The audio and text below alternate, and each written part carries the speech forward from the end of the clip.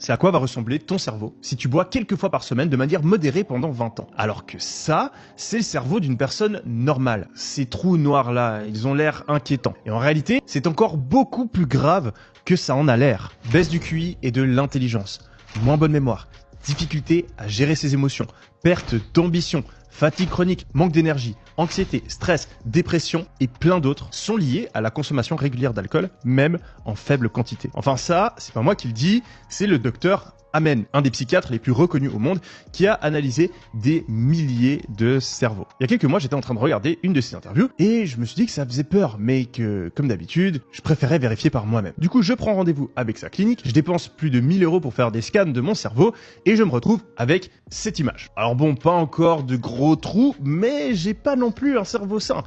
Alors que je suis loin d'être un alcoolique. Je bois 1-2 fois par semaine grand maximum, et il y a régulièrement des périodes de plusieurs semaines où je ne bois pas du tout d'alcool. Du coup, j'en parle un petit peu avec le psy de la clinique, et il me dit que si j'arrêtais complètement de boire de l'alcool, eh bien, ce serait un petit peu comme prendre la pilule de Limitless.